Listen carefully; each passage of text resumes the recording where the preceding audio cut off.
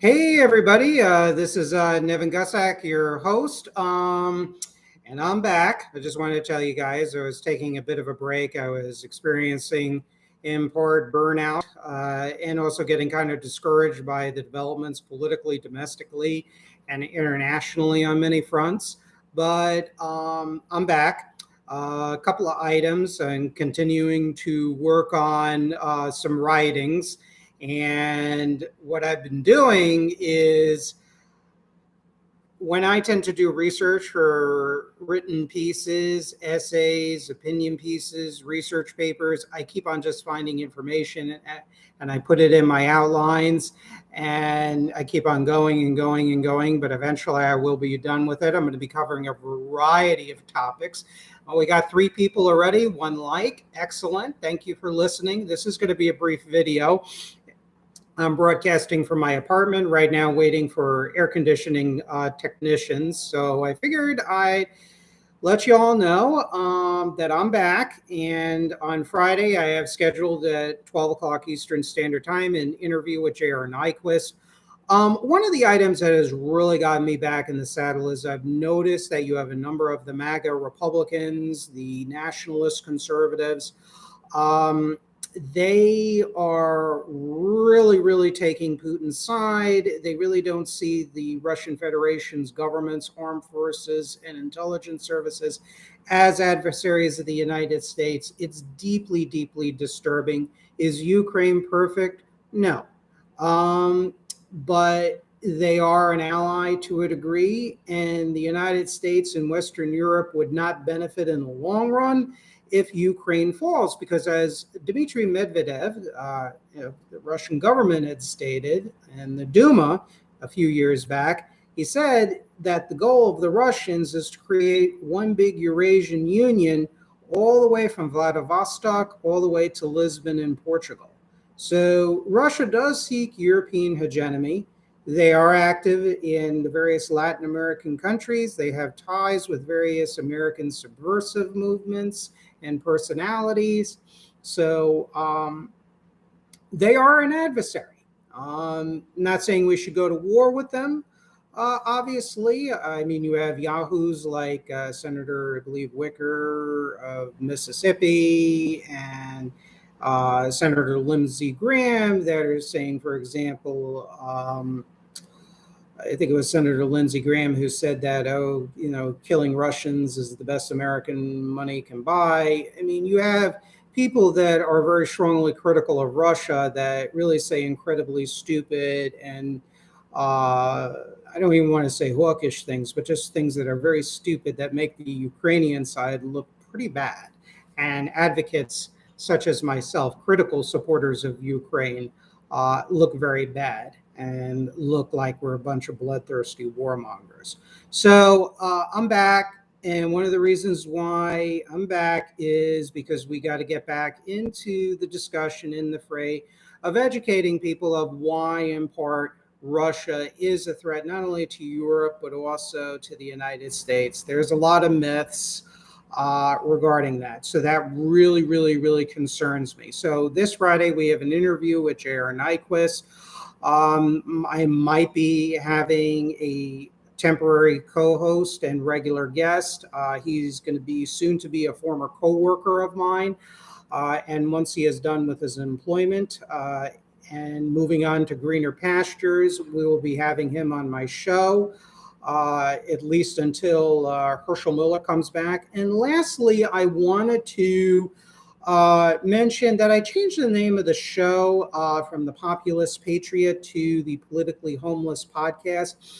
I have populist tendencies. I do champion the common man, average Americans. I don't like individuals with little or no power or agency to be bullied by the strong, particularly if they're immoral or they're bullies or, treating people like crap.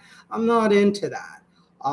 That offends me at a higher level. So I feel the need to advocate for people that have little to no agency as individuals in the face of powerful forces, whether they're capitalistic, globalist, oligarchs, if you want to use that term, or on the other side, fascist or communist or any other type of collectivist anti-American dictatorships that are equally problematic for our survival as a country. So I changed it from the Populist Patriot to the Politically Homeless podcast because you have to understand there are good populisms and there are bad populisms. You had a Juan Perón, you have a Hitler, you have a Mussolini. They all are considered or were considered populists. But in reality, they just created a massive collectivist police states that, in the case of the Axis power, sought to export their revolution to the United States and elsewhere in the world. I don't want to be identified with that. There's good populism, there's bad populism. You have the good populism of the American labor movement, like heroes of mine like George Meany or Senator Scoop Jackson, who is a Democrat and anti-communist senator from the state of Washington. Or you have populists like Franklin Roosevelt, who on the domestic level, not necessarily the international level, but on a domestic level, really staved off the potential for a fascist or communist revolution. So he had a lot of populist tendencies. There are populist tendencies with Bernie Sanders and Elizabeth Warren that I agree with. Particularly more Warren, because she said that she is a capitalist in her bones, and I consider myself an advocate of a form of capitalism. But populism, there are a lot of bad flavors to it. It is a name that will turn off potential viewers and supporters of this program. So I decided what really, really, really, truly defines me. And I'm just politically homeless. I don't identify with DeSantis and virtually the entire Republican leadership or think tank community.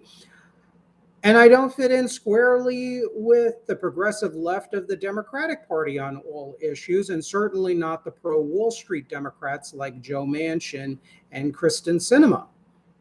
And there are major disagreements, as I said, that I have with the progressive left. They have ties with the Democratic Socialists of America. They also some of them tend to downplay or overemphasize the crimes and human rights violations of Israel, but nary a peep on China or Cuba or Venezuela or Russia. So, those are concerns of mine. So I look at myself and I say, I'm just politically homeless, because if I ran for office, I would run as an independent, because down here, the Republican Party certainly would never touch me, because I don't agree with Reaganomics. I don't agree with William F. Buckley Jr.'s fusionist formula of conservatism. And with the Democrats, well, there's no guarantee that I would wholeheartedly support Joe Biden or Hillary Clinton with great gusto, to put it mildly. And there are serious issues I have with Bernie Sanders and others too, as well, on some of their previous positions on different issues, 20 to 30 years ago. So